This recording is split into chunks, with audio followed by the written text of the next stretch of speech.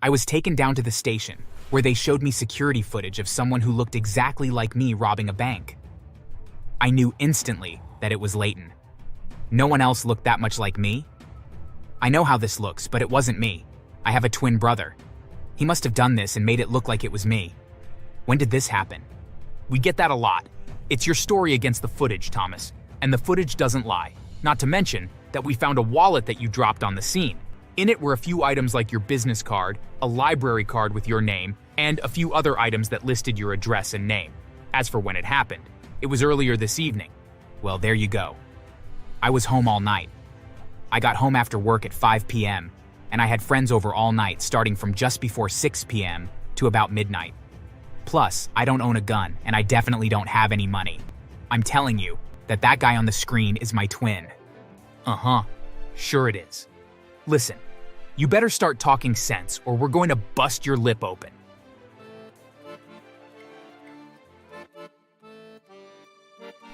Growing up with Leighton was like living in a never-ending nightmare. On the outside, we looked exactly the same. Same brown hair, same blue eyes, even the same dimple on the left cheek when we smiled. But on the inside, we couldn't have been more different. Leighton was the golden child, the one who never seemed to get into trouble, at least not when anyone was watching. It didn't help that he was very smart. He was the kind of person that never needed to study and always aced every test he ever took. Add on top of that he was on almost every sports team at our school, and you can understand why my parents adored him. Compared to him, I was seen as a failure, even though my grades were always good. However, I lacked his talent for playing sports. I just never had the coordination. I think this favoritism that my parents heaped onto him created an attitude of superiority. He felt invincible, and he had this sly way of shifting blame, of slipping out of trouble like a snake shedding its skin.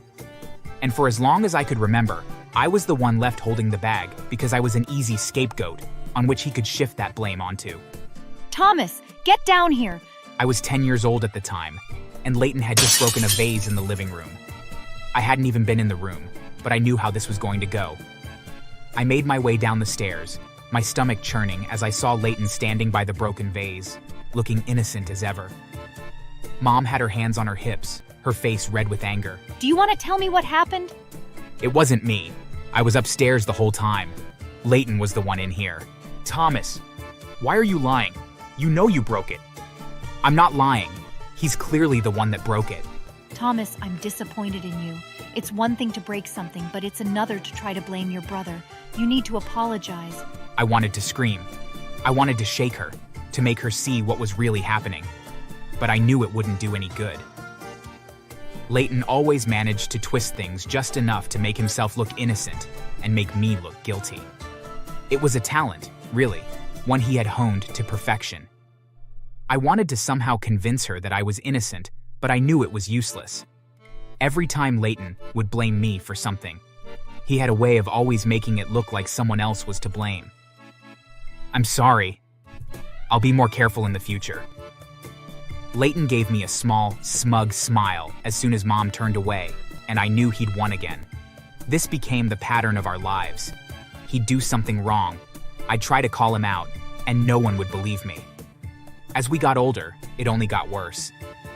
In high school, Leighton stole money from Dad's wallet. I watched him do it, clear as day. But when I told Dad, Leighton twisted the story around so that it looked like I was the one with sticky fingers. He even planted some of the money in my room, where Dad found it later that night. Thomas, I never thought you'd do something like this. Taking money from your own family? What were you thinking? Dad, I know it looks bad, but I swear that I didn't do it. Leighton put the money there. He's the one who stole it, not me. I'm tired of the excuses, Thomas. I'm done talking about this. You really need to smarten up. You always blame Leighton for things. When are you going to grow up?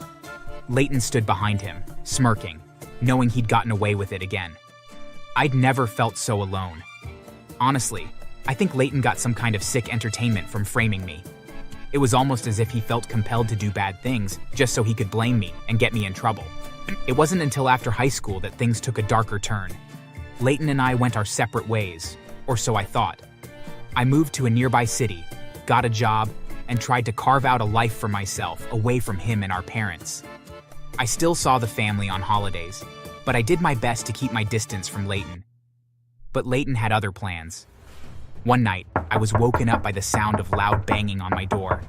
I stumbled out of bed, rubbing my eyes, and opened the door to find two police officers standing there with serious expressions on their faces.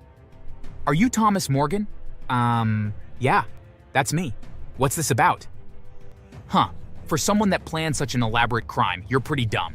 You're under arrest, dirtbag." Before I could even process what was happening, they jumped on top of me and were jerking my arms behind my back so they could cuff me, read me my rights, and then lead me out to their squad car.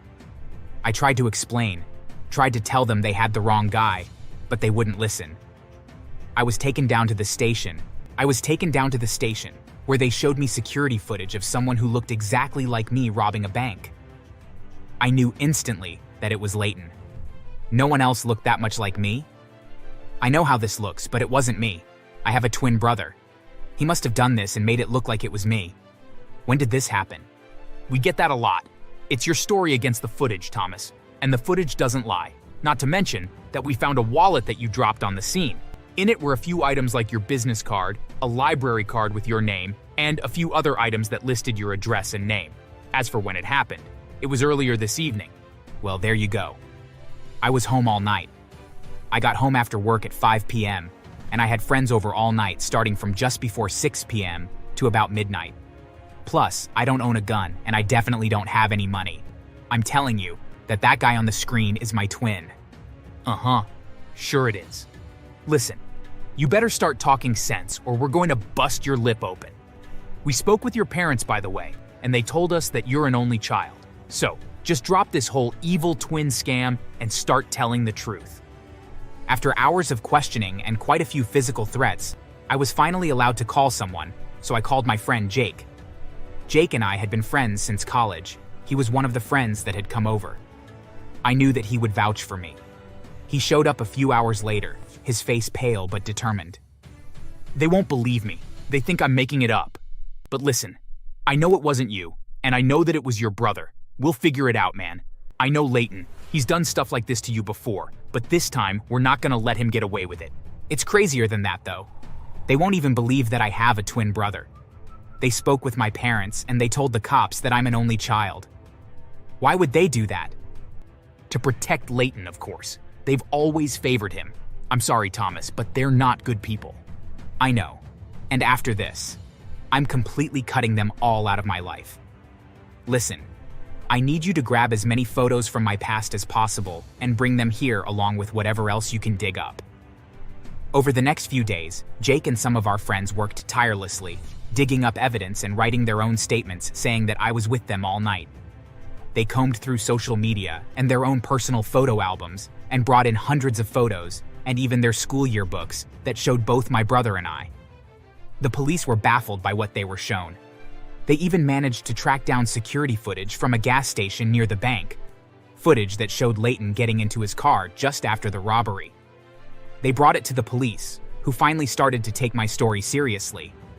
Eventually, they found more evidence. Text messages from Leighton bragging about getting his brother in trouble to one of his friends. The police then went to the gas station and found that Leighton had paid for the gas using money he had stolen from the bank. Since his license plate was visible in the video, it helped to show that it was him and not me. Combined with all the evidence that my friends helped to gather, and the police were no longer convinced that I was involved, they finally believed that I was telling the truth. It was enough to clear my name, and I was finally released. But I wasn't done yet. I knew Leighton would keep doing this kind of thing until he faced some serious consequences. Part of me knew that he would be in serious trouble from the bank robbery, but I also knew that he needed to face a much more severe punishment. Otherwise, he wouldn't learn a lesson, and he would no doubt do something similar once he got out of prison. And I wanted this to be the end of it. A few days later, I went to see Leighton at his house across town. He was smug as ever, lounging on his couch like he hadn't just tried to ruin my life.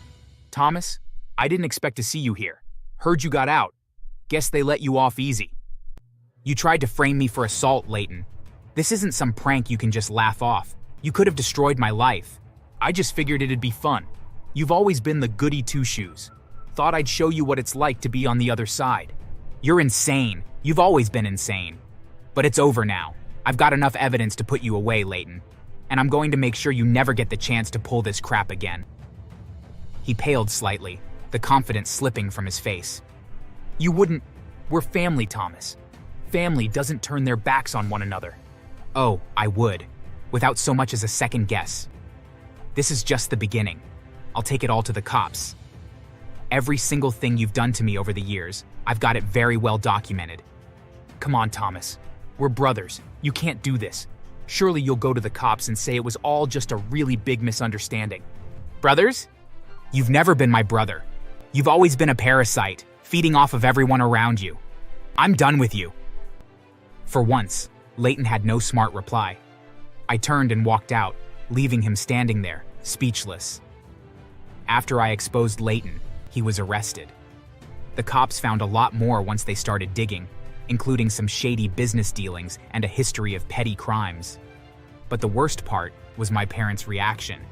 They didn't call to ask if I was okay. Instead, they demanded to know why I'd betrayed Leighton. I went to see them, sitting down with them one last time. They looked at me, disappointment clear on their faces. How could you do this, Thomas? Leighton is your brother. You should be protecting him, not tearing him down. I shook my head, feeling a strange sense of peace. You never believed me, not once. You let him ruin my life over and over again, and you never lifted a finger to stop him. And then you had the audacity to help him frame me for a crime? Leighton was always the one who needed more help. We just did what was best for him. You were always the problem child. He has so much more potential than you. What about what was best for me? Some parents you two are. As far as I'm concerned, he's always been the problem child. You know what? I hate you. I hate all three of you so much that I never want to see any of you ever again. They started to protest, but I was already heading for the door. As a result, the police created a dossier on Leighton, and it was enough to send him away to prison for 18 years. After my parents seeing him as the golden child and incapable of doing anything wrong, it felt good to finally make them see reality. And seeing Leighton in a bright orange prison jumpsuit felt so incredibly satisfying. Sadly, my parents were only slapped with a heavy fine for lying to the police and giving a false statement. I had hoped that since they obstructed the police, that they would go to jail as well, but the court took pity on them. After that, I was free of Leighton, and now I was free from my parents too.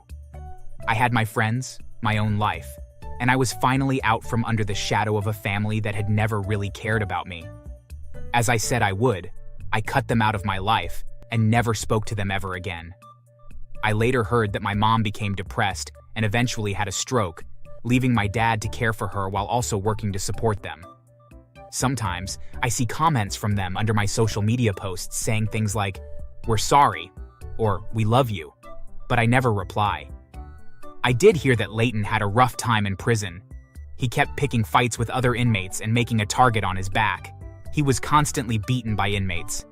He spent a lot of time in the infirmary. Making the decision to go no contact made me feel a weight lift off my shoulders. For the first time, I was truly alone, and I had never felt more free. Thanks for watching. Make sure to subscribe and leave a comment down below saying I subscribed, and we will try our best to reply to your comment.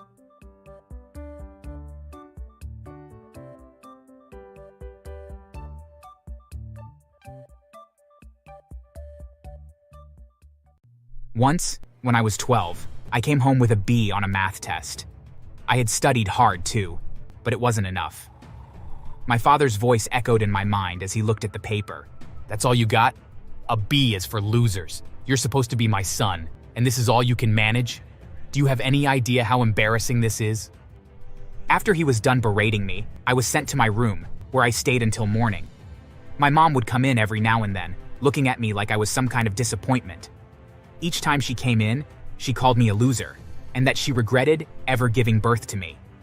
My heart broke more and more each time she came in. A few weeks later, I accidentally broke a plate while washing the dishes. My dad beat me so badly and then locked me in the basement for a day with no food or water. I had had enough. As I got older, I learned to live with it, to brace myself for the constant storms. But even then, a part of me longed for an escape, a way out of their toxic grip.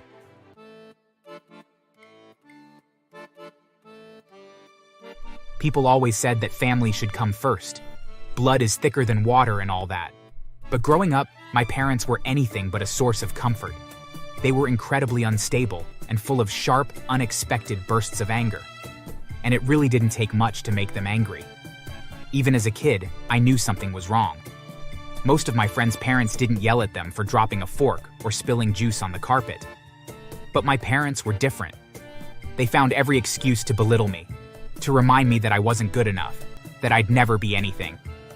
Every time I did the slightest thing wrong, they would scream at me and make me feel like a little bug. One evening stands out more vividly than others. I must have been 8 or 9.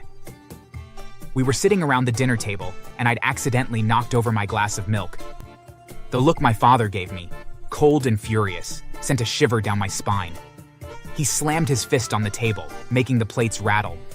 Do you ever do anything right, Scott? You're as clumsy as a damn elephant. I paid good money for that milk and you stupidly just spilled without a care in the world. I should take a belt to your hands and make you think twice next time. I'm so sorry, Dad. I swear it won't happen again. Please don't whip me! My mom just sat there, lips pursed, like she always did.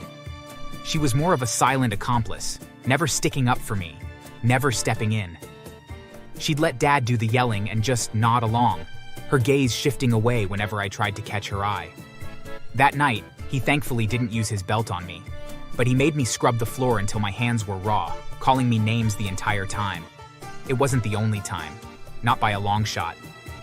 Once, when I was 12, I came home with a B on a math test. I had studied hard too, but it wasn't enough. My father's voice echoed in my mind as he looked at the paper. That's all you got?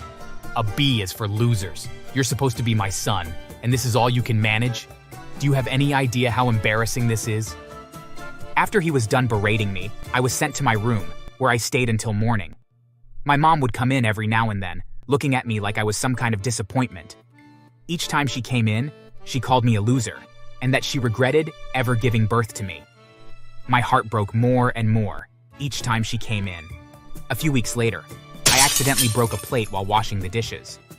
My dad beat me so badly and then locked me in the basement for a day with no food or water. I had had enough. As I got older, I learned to live with it, to brace myself for the constant storms. But even then, a part of me longed for an escape, a way out of their toxic grip. In my early 20s, I couldn't take their controlling behavior anymore. So one night, I escaped from home and went to my girlfriend's house.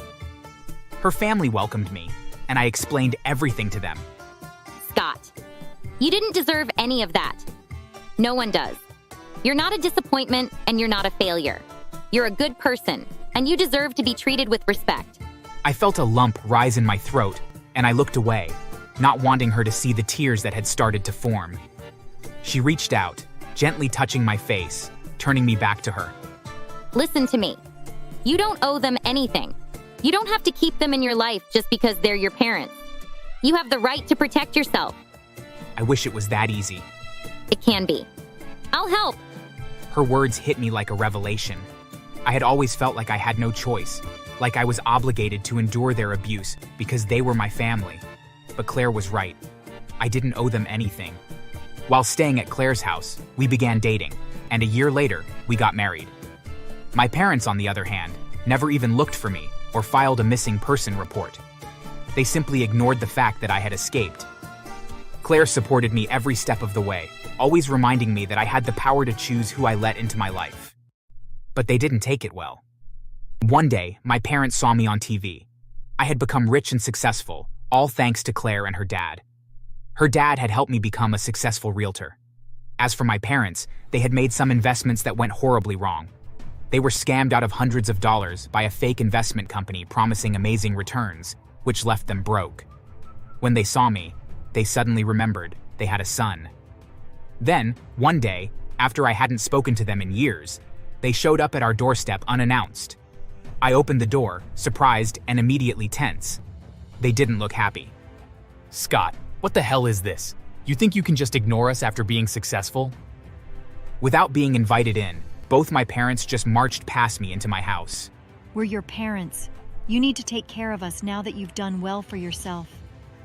Claire, who had been in the kitchen, came to my side, slipping her hand into mine. I think it's time for you to leave.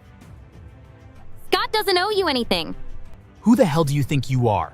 This is none of your business. It is my business. Scott is my husband, and I'm not going to stand by and let you treat him like this. Scott, do you really want to throw your family away for this woman? Blood is thicker than water. Scott, you better put this beach in her place, or so help me, I'll make her eat her words. I took a deep breath, my heart racing. I had always dreaded this moment, but now that it was here, I felt a strange sense of calm. Claire is my wife, and if you take a step towards her, I will protect her. Blood doesn't mean anything if there's no love or respect. I'm done. You don't get to treat me like this anymore. I think it would be best if you both left and didn't come back. Oh, is that so? You think? Isn't that funny? The first thought that you ever had, that small empty head of yours, and it's one that will get you in trouble. My father roared and charged towards Claire. It was obvious that he intended to attack her. I jumped in front of her and thrust my arms out, stopped him in his tracks, and then pushed him so hard that he tumbled backwards and slammed into the wall behind him. The force of it knocked the wind out of him, and he crumpled to the floor, trying to catch his breath. After a few minutes of staring tensely at each other, my mother finally helped my father to his feet, and they left furious and shouting insults as they walked away. I thought that would be the end of it, that they'd finally leave me alone. But I was wrong. Over the next few weeks, they kept trying to force their way back into my life. They'd show up at our house, leave nasty voicemails, even harass Claire on social media. It all came to a head one night when they showed up at our house again, banging on the door. I opened it, ready to tell them to leave, but my father shoved past me, barging into the living room. You don't get to shut us out like this, Scott. We're your family, and you don't just get to walk away. That beach that you married has no right to take you away from us. I felt a surge of anger, one that I'd kept buried for years. I wanted to hit him until my arms were too tired, but I kept my anger in check and tried to get him to leave by speaking to him. Get out. You're not welcome here anymore or ever again. You ungrateful little brat. We raised you, gave you everything, and this is how you repay us? Enough. You've done nothing but hurt Scott his entire life. You have no right to be here. Now leave before we call the police and have you dragged out like the dogs that you are. The police? Do you really think we are afraid of the police?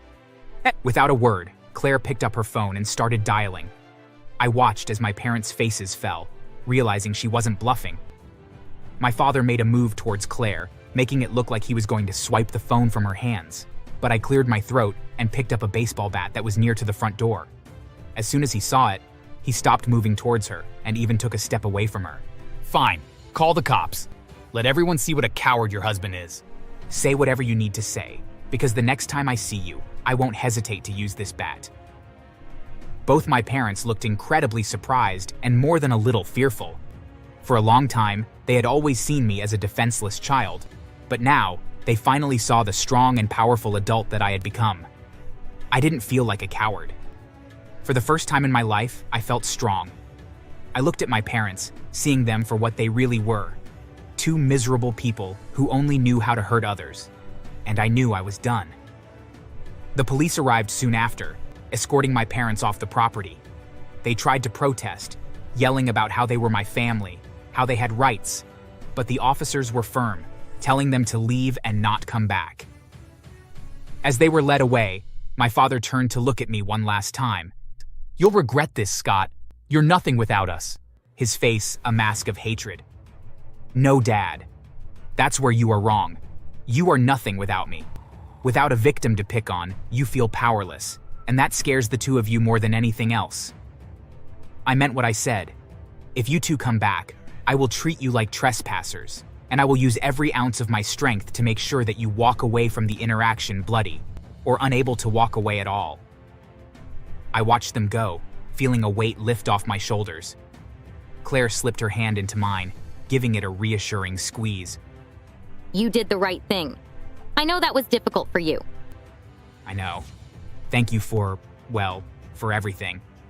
We stood there in silence for a moment, watching as the police cars drove away, taking my parents with them.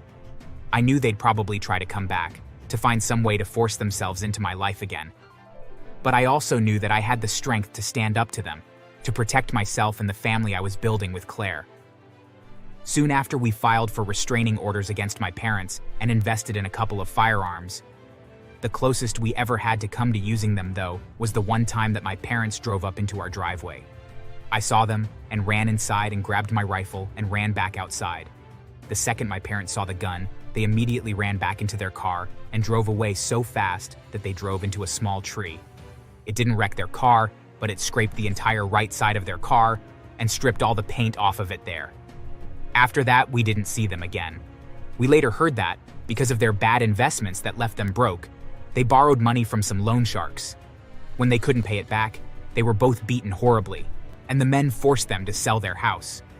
So, my parents sold it, repaid the debt, and now rent a one-bedroom place in a terrible neighborhood. I'd spent so many years letting them control me, letting their words define who I was. But with Claire's help, I was strong enough to never let that happen again. I had chosen love, chosen respect, chosen the life I wanted for myself. And I knew, no matter what happened, I'd never let them take that away from me again. There are days when I wish I could go back in time and tell the younger version of me to just hold on, that there would be better days ahead, but I know that won't happen. Nope. Instead, all I can do is thank God for bringing Claire into my life. Without her, I would still be lost. Thanks for watching. Please subscribe to the channel.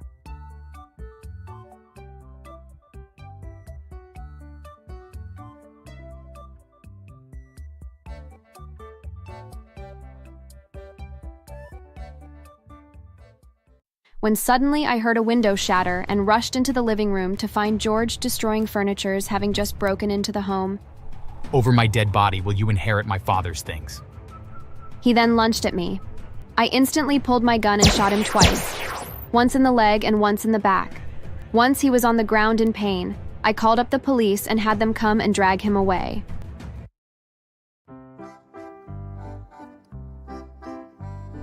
Hi, my name is Emily and I have quite the story to tell you. Let me start off by saying that if you had told me that my life would be filled with so much chaos, I would not have believed you. After all, I always tried to avoid drama when I was younger, but sadly that wasn't meant to be. So my story starts off when I was in my mid-20s. I had graduated from college and had been working for a security company for a while. I was making good money, but I had never been very lucky when it came to love. Sure, I had dated some men when I was in high school and in college, but I had never found someone that I would actually want to spend the rest of my life with. That is, until I met George. George was such a wonderful man. He was kind and patient and very, very handsome. When we first met, we instantly fell in love. Not long after we started dating, we got engaged. Many of my friends were worried that we were moving too fast, but I wasn't listening to them. I was blinded by my love for George. Emily, we really care about you, but there is something odd with George. What are you talking about? Where is all this coming from? We both just get a really bad feeling about him. There isn't anything in particular, but we just want to warn you to be careful. Their words didn't have any impact, but I would later realize that they were right to warn me. Not long after we were married, things began to change though. George started to work longer shifts and would go out many nights partying. Before this, he barely ever went out. I tried to have a conversation with him to find out what changed, but he was very dodgy. Hey George, what's gotten into you recently? You are barely home? Oh, for crying out loud. Yes, everything is okay. I just enjoy living my life. I don't understand what the problem is. Well, we just got married, and I barely see you.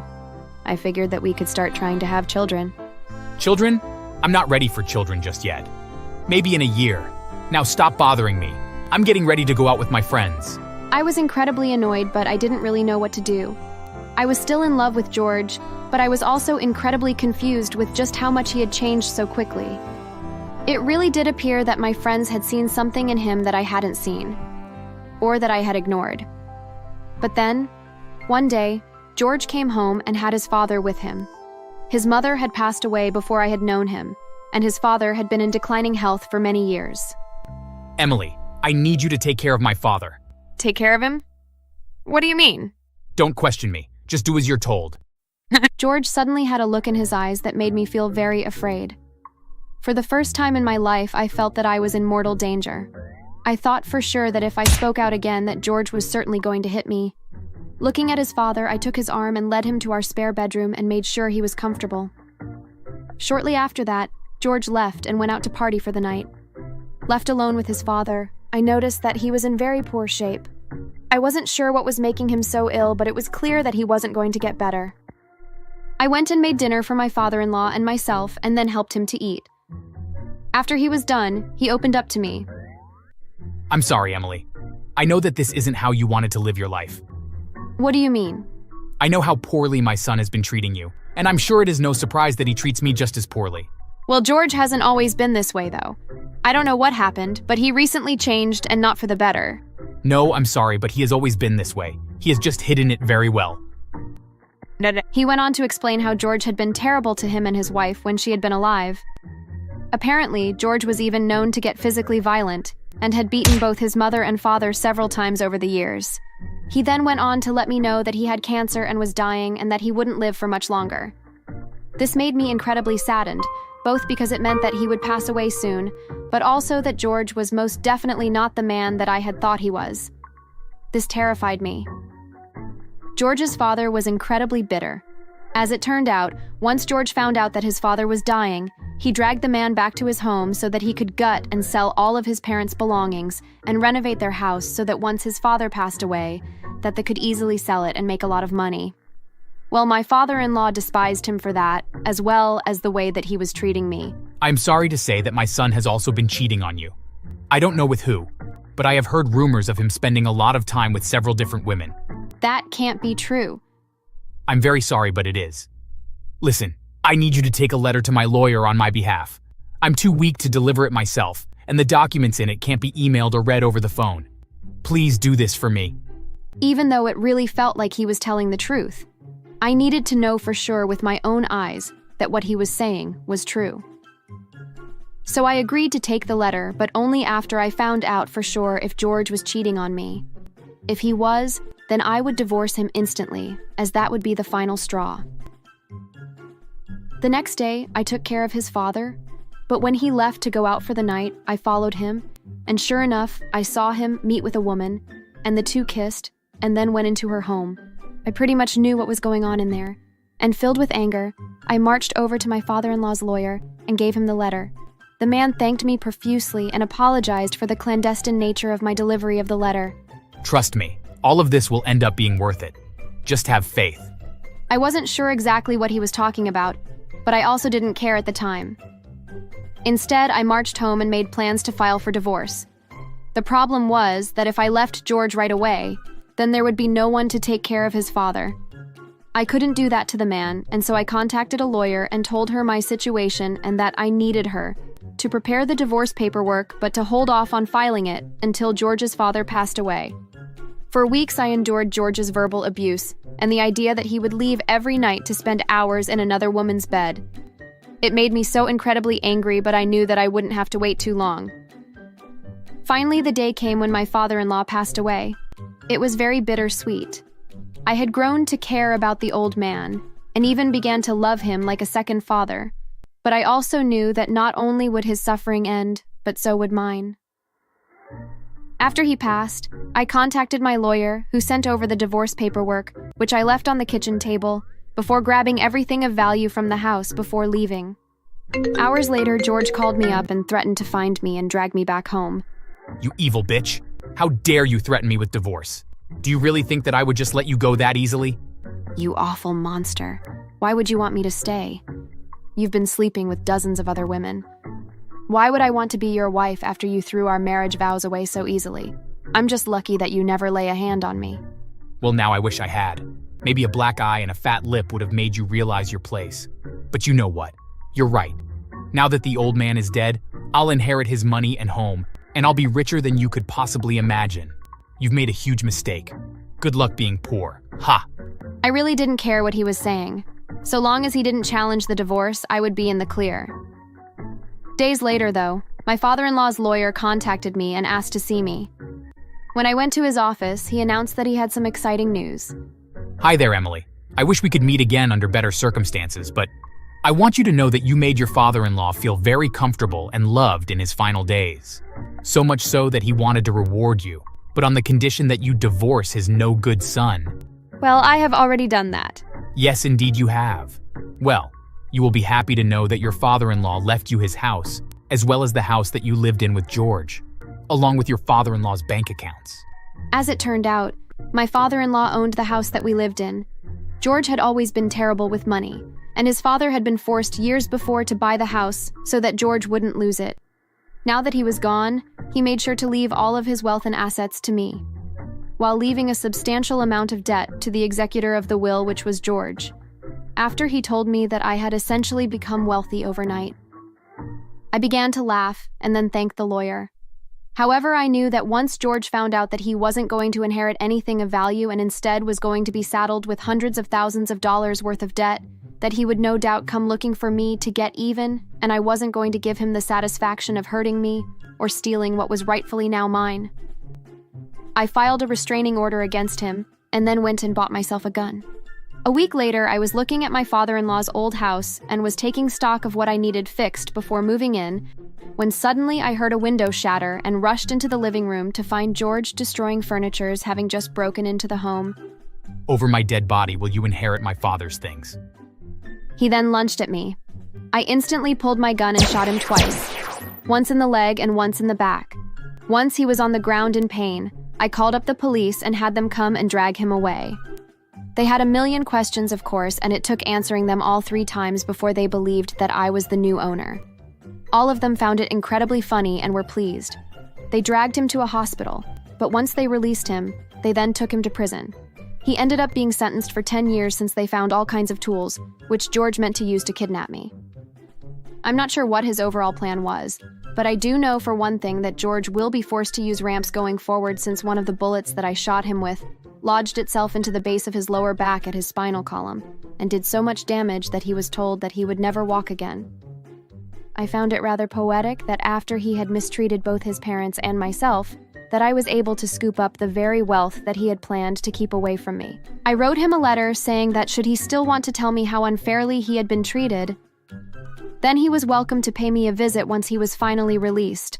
However, he should know that if I ever see him again, that I plan to make sure that the next house that he breaks into, he better have a wheelchair ready. I made sure to include a picture of myself holding my gun. I wanted him to know that if he tried anything, that next time I wouldn't shoot at him randomly, but instead that I would aim for his heart. Since then, I have enjoyed lots of quiet and peace. And who knows? Maybe I'll still be able to find my Prince Charming one day. Thanks for watching. Make sure to subscribe and leave a comment down below, saying I subscribed, and we will try our best to reply to your comment. In an attempt to silence me. Why can't you be as calm and polite as Nikki? All you know how to do is complain. If you're so unhappy in this family, leave. Anyway, you don't contribute much to the household. You're more of a hindrance. The problem began with threats to refuse to pay for my university expenses and ended with my parents kicking me out of the house as soon as I turned 18. It was a terrible time for me. With nowhere to go and not enough money to sustain myself, I had to rely on all my ingenuity to avoid ending up on the streets. I don't think I come from a dysfunctional family, or at least I didn't think so when I was little. My family always treated me well, providing me with all the love and care necessary despite never being in the best economic situation. And indeed, that's how it continued during the first years of my life, in a practically idyllic harmony where, although I was never the favored one at home, they never denied me basic attention. Everything began to change, without me even realizing it, when my brother Nicky was born. Now that you're going to become a big brother, you'll have to take on more responsibilities and help us always ensure his well-being. Understood? My father stated this with pride, thus passing on his own excitement about having a new member in the family to me. And although at first I didn't understand why everyone was so excited, soon the reason why all the adults around me were so thrilled became clear.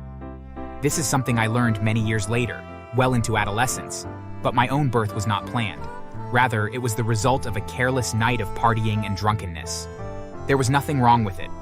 Or, better said, I didn't think there was anything wrong with it at that time. But many things that I considered as unchangeable truths in my early youth would soon be shaken.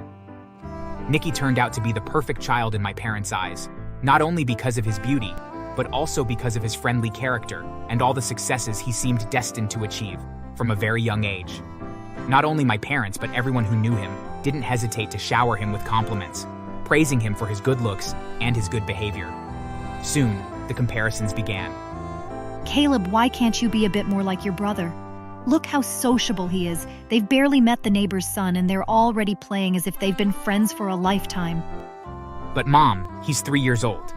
Anyone who approaches you at 3 years old, you consider them your friend. Not only should you be more sociable, but also improve your grades. Who goes to 3rd grade and doesn't have an A in all subjects? Surely Nicky could do better. He can already read and do sums. He's way ahead of his peers.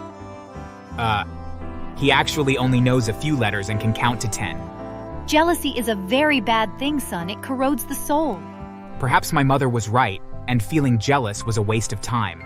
But my relatives did nothing to prevent me from feeling overshadowed by my younger brother. On the contrary, whenever Nicky did something even remotely praiseworthy, no matter how routine or irrelevant it seemed to me, they found a way to turn it into a commendable feat. The comparisons became a daily occurrence. At first, they were minor things like, "Why can't you clean your room as neatly as your brother?" Or, "You need to dress better. You have enough decent clothes not to go around looking like a vagabond. Look at your brother, always so handsome." But gradually, as the years passed, they escalated. And they not only criticized me for things I did wrong, but also used the things I did well to reproach me for not doing better. Don't let it get to your head. I'm not that good, and you're not that bad. That's hard to believe when every moment of the day they make sure to remind me otherwise, as if instead of having 2 children, they only had 1. And the remaining teenager was just a random person they had to deal with out of obligation, never out of personal affection. Do you want me to talk to them? If you could do me that favor, they'll listen to you for sure. They always listened to Nicky, no matter what he said. So it was a surprise to discover that this turned out to be the exception that proved the rule. Nicky, who did try to fulfill the promise he had made to me and convince my parents to treat me better, was completely ignored when he brought up the issue. Not only did our parents change the subject as soon as either of us tried to call their attention to it, but once they got tired of giving us the runaround, they flat out told us that we were imagining things and that they loved us both equally. If they were stricter with me, to the point of giving me more chores at home than I deserved, it was only because they wanted the best for me and knew I could strive for more. They indulged Nicky in everything, giving him gifts and sparing him responsibilities, while burdening me with more work and reproaches that often had no basis. Why can't I sign up for guitar classes? I've gotten excellent grades in all my subjects, as we agreed I would. There isn't enough money. Besides, why would you do extracurricular activities? That's a waste of time. You have things to do at home. But the classes are free. The school provides them, and they even lend the instruments themselves. Your father already told you no, you don't have time for those nonsense activities. The curious thing was that there was always time and money to waste for Nicky. As soon as he showed interest in an activity, no matter how impractical it was, my parents went out of their way to make sure he could attend. And Nicky wasn't a bad person. He had shown that on numerous occasions when he tried to help me get a fairer deal. But he wasn't the perfect being. Everyone claimed he was either. My brother was too impulsive and indecisive. The activity that brought him pleasure today could hold 0 interest for him the following week. It was inconvenient for me, but my parents seemed unfazed, blinded as they were by the halo of splendor they saw in Nicky. Needless to say, they didn't demand the perfect scores from him that they expected from me. At first, when I was very young, I tolerated this. But as I grew up and realized that instead of changing, the situation was escalating, my complaints became more constant, to the point that my parents were forced to confront me and punish me more often in an attempt to silence me. Why can't you be as calm and polite as Nicky? All you know how to do is complain. If you're so unhappy in this family, leave. Anyway, you don't contribute much to the household. You're more of a hindrance. The problem began with threats to refuse to pay for my university expenses and ended with my parents kicking me out of the house as soon as I turned 18. It was a terrible time for me. With nowhere to go and not enough money to sustain myself, I had to rely on all my ingenuity to avoid ending up on the streets. I survived thanks to the kindness of some friends who let me stay in their home until I could afford an apartment. I abandoned my educational opportunities in favor of getting a job to survive. And yes, after a few years, I managed to stabilize and start a new life away from parents who rejected me shamelessly. I lost contact with them, although I still occasionally spoke to Nikki, as he was the only one who still cared about me and even sent me some money in those first few months when I struggled to save enough to support myself. Our parents are in debt. They're trying to hide it from me, so I don't worry, but I know what's going on. I'm not blind. Let them dig themselves out of the hole on their own. They're old enough to know how to spend their meager fortune. You know very well that they waste too much, and their carpentry business is about to collapse. Couldn't you lend them a hand now that you're doing well? Why would I help them after everything they did to me? You helped them, since they treated you so well. Nikki did want to help, but contrary to what our relatives predicted, things weren't going so well for him in life. At 20, he had dropped out of university to take a gap year traveling around Europe, which my parents funded without sparing any expenses. And now that he was back in the country, he had taken on a part-time job at a fast food chain that obviously didn't pay very well. As for me, I had managed to stabilize my life and resume my studies. I got a job at a veterinary clinic, which provided me with a good salary and even allowed me to save some money. I had no interest in getting involved with my parents again, so I wished Nikki luck and completely washed my hands of the matter. It was several months later when I found out that my parents' financial problems had escalated to the point where they were about to have their car and house repossessed. The police had already knocked on their door, and from what I could gather, they were also being investigated for fraud. It's all a mistake, Caleb. You must help us. We didn't realize the debts had piled up so much, and we needed the money to give you and Nikki a better future. Only to Nikki, rather. And yet I can see that you've squandered a lot on indulgences for yourselves.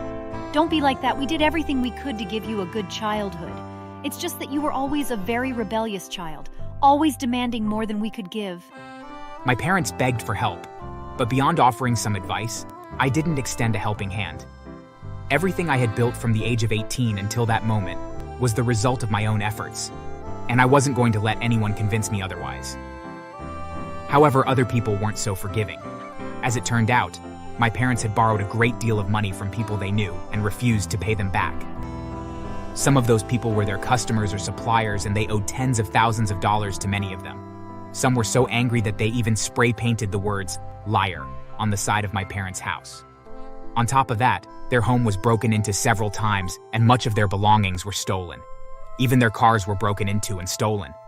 For me, though, I never considered seeking revenge as such. However, things for my parents finally crossed the point of no return when they were finally arrested for embezzlement. After the police took them away, a local newspaper contacted me to interview me about them and my childhood. It may not have been my intention to publicly humiliate them, but by telling the truth about how they kicked me out of the house, that's exactly what happened. As for Nikki, well, I made sure to take care of him, and he moved in with me. In the end, I went from being a pariah, rejected by my own parents, to having free access to the family properties again and being seen almost as a hero in the media, while my parents had to serve a long sentence. Thanks for watching. Please subscribe for more stories. Don't push me. Listen, I was just trying to come over and ask you nicely to keep it down. We all can hear your music loud and clear, and it's impolite to play it that loud. Don't you care about your neighbors at all? Of course I don't. Why should I? This is my place, and I can do as I want to. So what are you gonna do about it? Or are you too chicken to back up your pathetic little words? Come on, you little bitch. Make my day. He then flung his cigarette at me. Something about it struck a nerve, and although it wasn't my best moment, it made me so mad that I swung at him, connecting with his jaw. I normally would never resort to violence, but I was done putting up with his nonsense. He staggered back, but only for a second. Then he charged at me, fists flying. I landed a few punches, but Max was stronger and faster. He hit me so hard my vision blurred. The last thing I remember was the taste of blood in my mouth before everything went black. When I woke up, I'm not one to complain. That's what I told myself when the walls of my apartment started shaking from the bass pounding through the building. It had been going on for weeks, but last night was the worst. My coffee table rattled so hard, a glass of water toppled over, soaking my notebook. That was the moment I decided I couldn't take it anymore. But I should back up. My name's Jason, and I live in a moderately decent apartment building in the middle of the city. It's not fancy, but it's home. Or at least, it was, before Max moved in. Before Max, the craziest thing about this place was my neighbor Morris. Morris is... eccentric, to put it kindly. He lives in the unit directly across from mine, and I never know what I'm going to see when I step into the hallway. One week, he became convinced that the government had bugged his apartment, so he blocked all the vents. Another time, he was out there wearing a full beekeeper suit, waving a tennis racket at a wasp that had somehow found its way inside. "Hey there, Morris. Is everything okay?" Huh? Oh yeah, everything's great. I just started a new diet. Yeah? Good for you, I guess. Oh, for sure. You should try it. I only eat foods that are green. I'm trying to see if it will give me the ability to eventually become part plant and live off of just absorbing sunlight. Oh, that's, great. Let me know how it goes. I swear that he's harmless. Not exactly working with a full deck, but he's never actually given myself or anyone else in the building any reason to worry about him. He's just harmless and oddly endearing in his own way. He once knocked on my door at 3 a.m., holding a plate of cookies he claimed he baked to ward off alien visitors. I accepted the cookies. They were surprisingly good, and we chatted for a while. After that, he started calling me his buddy. As odd as he was quiet. All my neighbors were, which was quite amazing considering how many people lived in the building. Then Max moved in. And suddenly, things changed drastically. From the day he arrived, it was chaos. He cranked his music so loud it felt like the speakers were inside my skull. His friends came and went at all hours, double parking in assigned spots like they owned the place. Worst of all, Max was a chain smoker. The smell seeped into the walls and crept into my apartment, making it impossible to breathe without gagging. Even worse, Max kept snakes in his apartment and occasionally left his door wide open. The snakes would crawl into other apartments at night, causing people to panic and run out. Max would never apologize. He would simply retrieve the snake and go back to his apartment as if nothing had happened. More than a few of us in the building tried to write him letters and slip them under his front door, asking him to keep the music down and to stop smoking so much.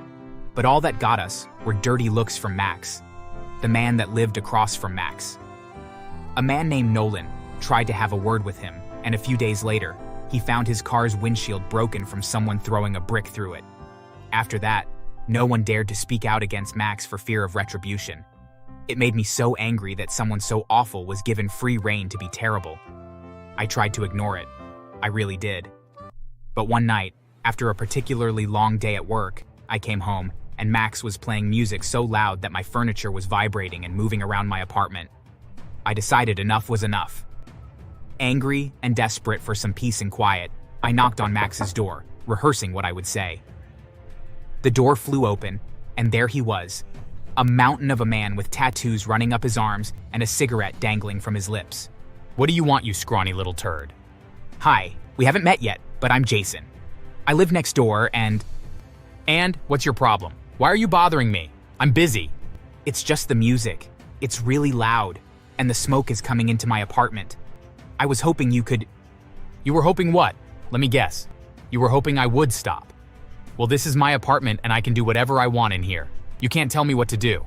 He shoved me, hard enough to make me stumble back into the hallway wall. With each word, I could smell the alcohol on his breath, and the smoke that was billowing out of his apartment wasn't just cigarette smoke. I couldn't place the smell, but I knew that it was from some illegal drug, no doubt. Don't push me. Listen, I was just trying to come over and ask you nicely to keep it down. We all can hear your music loud and clear, and it's impolite to play it that loud. Don't you care about your neighbors at all? Of course I don't. Why should I? This is my place, and I can do as I want to. So what are you gonna do about it? Or are you too chicken to back up your pathetic little words? Come on, you little bitch. Make my day. He then flung his cigarette at me. Something about it struck a nerve, and although it wasn't my best moment, it made me so mad that I swung at him, connecting with his jaw. I normally would never resort to violence, but I was done putting up with his nonsense. He staggered back, but only for a second. Then he charged at me, fists flying.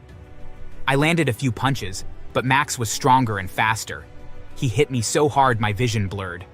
The last thing I remember was the taste of blood in my mouth before everything went black. When I woke up, I was in a hospital bed, my face bandaged and my ribs aching. The nurse told me I'd been unconscious for a day. Eventually, I made it back to my apartment. My body hurt with every step, but I was relieved to be home. As I unlocked my door, Morris appeared, wearing a shirt that read, "Normal is overrated." Jason, what happened to you? Did you meet a bear in the wild? No, I didn't, but it was something like that. Then what happened? Come on, you can tell me. We're buddies. I know, but I don't want to burden you with it. For a great guy like you, it's never a burden. I told him what had happened, and then I went inside my apartment. Morris followed me, uninvited, but not unwelcome. He sat on my couch, his gaze fixed on my bruised face. Then he smiled, a wide, unsettling grin that made the hairs on the back of my neck stand up. Don't worry, buddy. I'll take care of it. Take care of it? No, Morris, there isn't anything to take care of. Max is unhinged and dangerous. It's best to just keep our distance and avoid him. Morris, you don't have to do anything. Nope. No one hurts my buddy and gets away with it. Besides, I want to help, and I have a feeling that you aren't the only one that he has hurt. You've always been nice to me. You see me. Most people don't. This one's on me. I didn't know what to say, so I nodded, unsure if I should feel grateful or afraid. Over the next few days, things got weird. The police started showing up at Max's door almost daily. I heard rumors in the hallway, whispers about drugs and guns. Someone claimed Max was running a criminal operation out of his apartment, although I have no idea how they had heard such a thing. I mean, it wouldn't surprise me, but there wasn't proof of it. Max didn't take kindly to the police visits. He started being even angrier than usual and got into fights with 2 other tenants, one of whom ended up in the hospital. Whatever the police were saying to him, it was making him even more erratic and unhinged. The tension in the building was palpable, but strangely, Morris seemed unbothered. He hummed to himself in the hallway, greeting everyone with a cheerful, "Hello, neighbor." Then, one morning, I woke up to an eerie silence. The music, the shouting, the constant noise, all of it was gone. For the first time in weeks, the air in my apartment smelled clean and not like cigarette smoke. Part of me didn't realize how much I had missed the fresh air until I could no longer smell the smoke. By midday, the police arrived again, this time with more officers than usual. They pounded on Max's door, demanding he open up. When no one answered, they broke it down. Shortly afterwards, even more police showed up along with several police vans. Part of me was hoping that that meant that they had arrested Max, but nope. The news spread fast. Max was dead. The details were shocking. His apartment was filled with millions of dollars worth of drugs and an arsenal of illegal weapons. But what baffled the police, and everyone else, was how he died. There were no signs of foul play, no obvious cause of death. They had just found him sitting on his couch, staring at his television. I did hear some of the cops saying that they think it was an overdose, but no one knew for sure. The mood in the building shifted. People were relieved, even happy that Max was gone. I tried to feel the same, but something nagged at me. Later that evening, Morris knocked on my door. Hey buddy, I made some popcorn and chocolate chip cookies, and I was wondering if you wanted to watch a movie. Oh, hey Morris. Yeah, that sounds like a cool idea. Hey, did you hear about Max? Him? Oh yeah, told you that I would take care of it. Wait a minute, did you have anything to do with what happened to Max? His grin returned, that same unsettling smile. He sat down on my couch, his hands clasped in his lap. Jason, you've always treated me with respect. You listen to me, you talk to me, and you make me feel seen. That means something. After that asshole hurt you, well, that hurt me too. Morris, what did you do? Let's just say our mutual problem is solved, and maybe it's better if you don't ask too many questions. I stared at him, my mind racing. He stood up, patting me on the shoulder. You're a good guy, Jason. Don't worry about Max. He won't bother you or anyone ever again. Later, after the movie had finished, he left. I sat there in stunned silence. I didn't know what Morris had done, and maybe I didn't want to know.